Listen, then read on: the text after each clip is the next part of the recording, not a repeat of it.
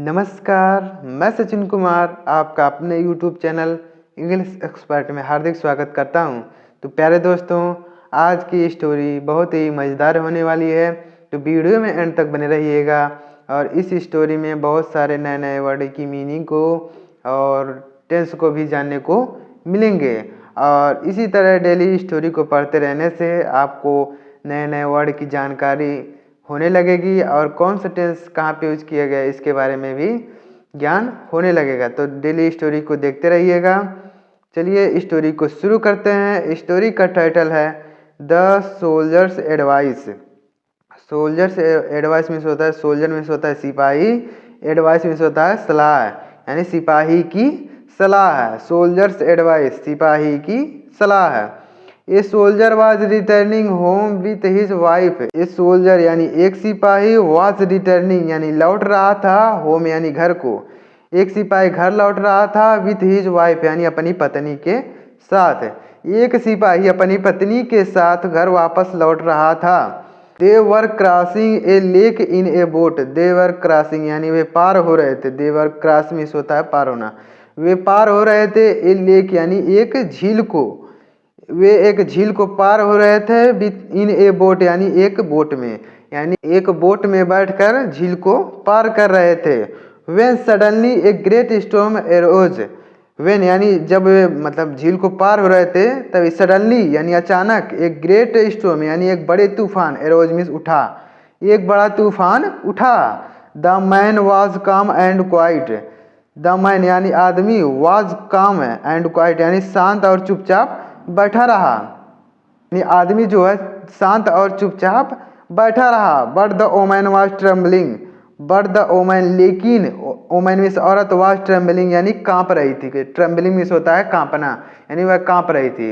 यानी जब वह झील को पार कर रहे थे तो उसमें एक बड़ा तूफान आया तो औरत जो है कांपने लगी, लेकिन आदमी चुपचाप बैठा रहा। She asked are you not afraid. यानी वह औरत ने यानी उसकी पत्नी ने पूछा, सी आस्क्ड यानी उसने पूछा, आर यू नॉट अफ्रेड यानी क्या तुम नहीं डरते हो, यानी क्या तुम नहीं डर रहे हो, नहीं डरते हो। We may not survive this storm. We may not survive यानी हम नहीं बच सकते। वी मे नॉट सर्वाइव यानी हम नहीं बच सकते दिस स्टॉर्म यानी इस तूफान से, हम इस तूफान से नहीं बच सकते। द सोल्जर लाफ्ड यानी सिपाही हंसा। द सोल्जर लाफ यानी सिपाही हंसा। एंड टूक आउट हिज स्वॉर्ड। एंड टूक आउट, एंड टूक आउट यानी निकाल दिया, हिज स्वॉर्ड यानी अपनी तलवार को, और उसने अपनी तलवार को निकाल दिया। फ्रॉम इट्स सेथ यानी उसकी म्यान में से, यानी तलवार जिसमें रखा जाता है उसको बोलते हैं म्यान, जिसकी इंग्लिश होती है सेथ। यानी सिपाही ने तलवार को म्यान में से निकाल लिया। He brought the naked sword close to the woman's neck. He brought यानी उसने लाया, यानी जब वह औरत कह रही है कि क्या तुम इस तूफान से नहीं डरते हो, हम इस तूफान से नहीं बच सकते हैं, तो वह आदमी हंसा और उसने अपनी तलवार को म्यान में से निकाल लिया। He brought यानी उसने लाया, the naked यानी नोक को, नेक्ड स्वॉर्ड यानी नुकीले तलवार को। ही ब्रॉट यानी उसने लाया, द नेक्ड स्वॉर्ड यानी नुकीले तलवार को, close to the woman's neck. Close यानी पास, क्लोज मीन्स होता है पास, टू द ओमेन्स नेक यानी औरत के गर्दन के पास। सो क्लोज यानी उसने तलवार को निकाला और तलवार को औरत की गर्दन के पास ले गया। सो क्लोज यानी इतना पास, यानी तलवार को इतना पास ले गया, दैट कि just small gap was there यानी एक छोटा सा गैप ही मतलब था उस मतलब जहाँ पे तलवार ले गया, मतलब एकदम तलवार जो है टच कर रहा था गर्दन को, इतना पास लेके चला गया। That was a small gap was there यानी एक छोटा सा गैप था, यानी सुई की नोक की गैप थी, यानी बहुत कम ही गैप था। It was almost touching her neck. It was almost touching यानी वह लगभग छू रहा था। ऑलमोस्ट टचिंग यानी वह लगभग छू रहा था हर नेक यानी उसकी गर्दन को, यानी वह तलवार इतने पास ले गया उस औरत के गर्दन के पास कि वह उसकी गर्दन को छू रहा था। ही आस्क्ड यानी अब वह आदमी पूछ रहा है, आर यू अफ्रेड यानी क्या तुम डरती हो, आर यू अफ्रेड क्या तुम डरती हो। सी स्टार्टेड लाफिंग एंड सेड यानी वह औरत हंसने लगी। सी स्टार्टेड लाफिंग यानी वह हंसने लगी। लाफिंग मीन्स होता है हंसना। वह हंसने लगी एंड सेड और कही if the sword is in your hands. If यानी यदि, द स्वॉर्ड यानी तलवार, इज माने है, इन योर हैंड यानी तुम्हारे हाथों में, यदि तलवार तुम्हारे हाथों में है, why should I be afraid तो मैं क्यों डरूं, यानी तब मुझे क्यों डरना चाहिए। यदि तलवार तुम्हारे हाथों में है तो मैं क्यों डरूं, यानी मुझे क्यों डरना चाहिए।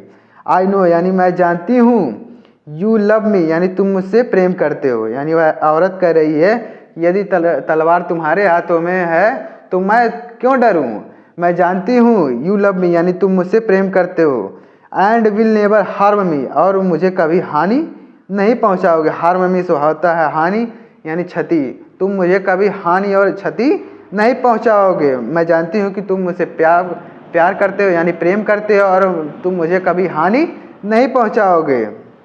ही put the sword back, he put यानी उस आदमी ने, पुट मिस रख लिया, द स्वॉर्ड यानी तलवार को, बैक मिस वापस है, यानी उस सिपाही ने तलवार को वापस रख लिया, एंड सेड और कहा दिस इज माई आंसर यानी यह मेरा उत्तर है। यानी उस औरत ने पूछा था ना कि मतलब तुम इस धारा से नहीं डरते हो यानी तुम इस तूफान से नहीं डरते हो, तो उस आदमी ने मतलब हंसा और उसके बाद तलवार को निकाल लिया।